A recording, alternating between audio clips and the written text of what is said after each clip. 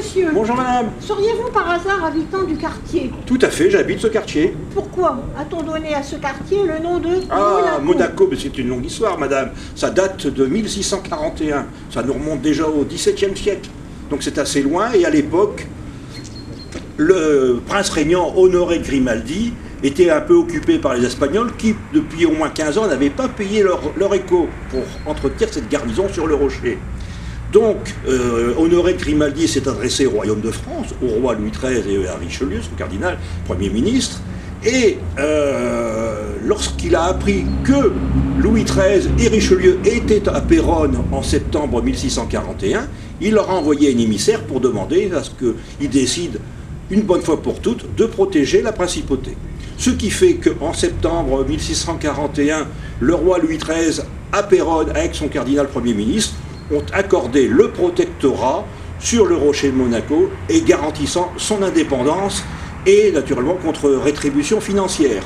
Les Espagnols ont donc été évincés du rocher, les Français ont protégé Monaco.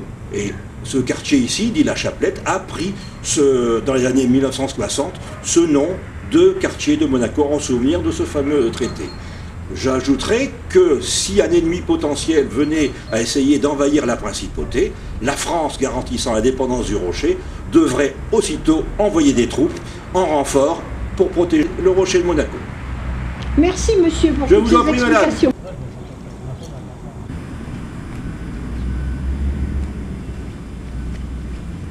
Bonjour monsieur, excusez-moi de vous déranger. Vous habitez ce quartier dans ces maisons?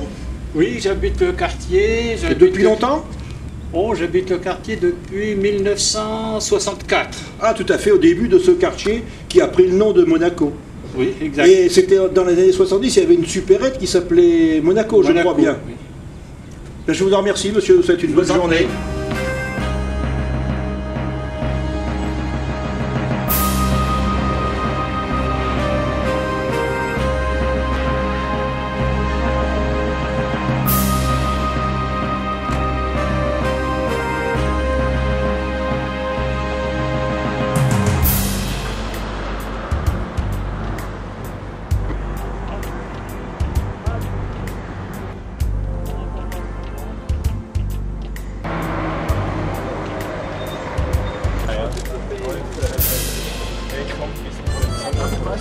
Nous sommes sur le rocher de Monaco.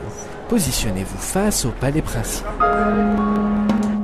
Le rocher de Monaco a joué un rôle primordial dans l'histoire de la principauté.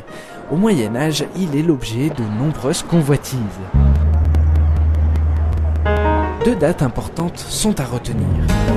La première, 1215, date à laquelle les Génois s'installent et créent une forteresse sur le rocher. La deuxième, c'est 1297. Cette année-là, François Grimaldi, déguisé en moine, s'empare de la forteresse génoise. C'est le début de la souveraineté des Grimaldi, toujours en vigueur aujourd'hui malgré quelques interruptions au cours des siècles.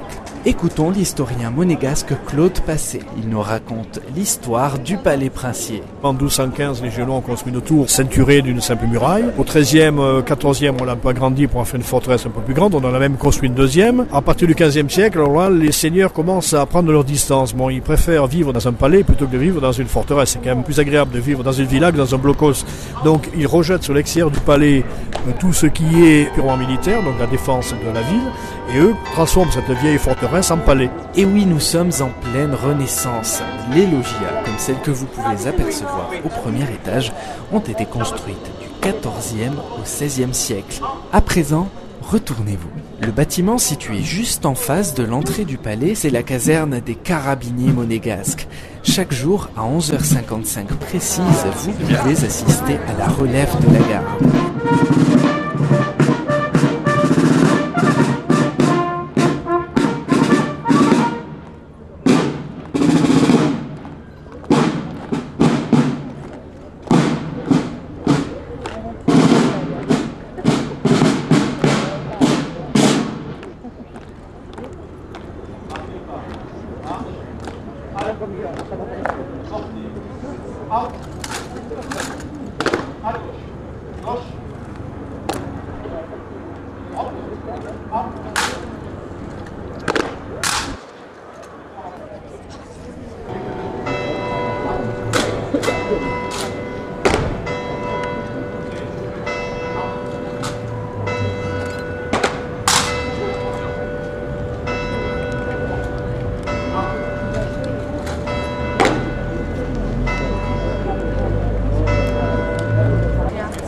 Ça attire du monde quand même.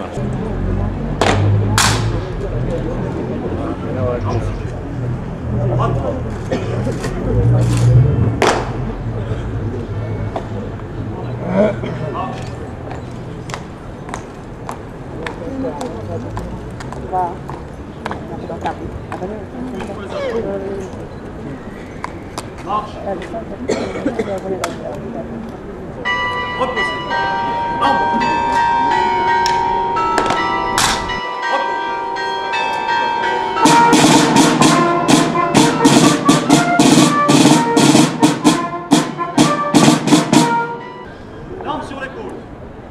Droite. En avant. Marche.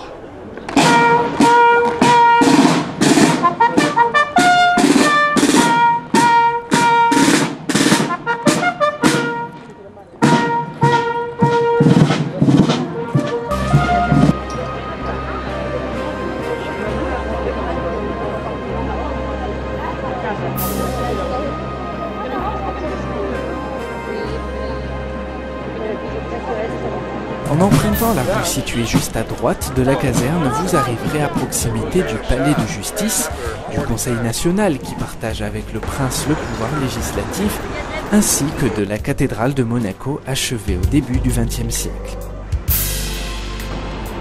C'est comme un très grand aquarium,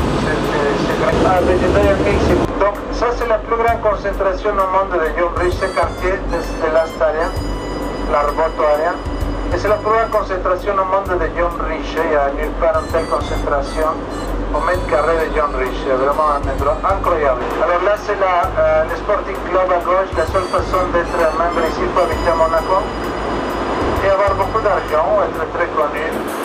Après, il s'accepte. Donc Monaco se termine ici, là il y a les deux tours à gauche avec... Ajouter que depuis quelques années, le quartier de Monaco a repris son ancien nom, le quartier de la Chapelette.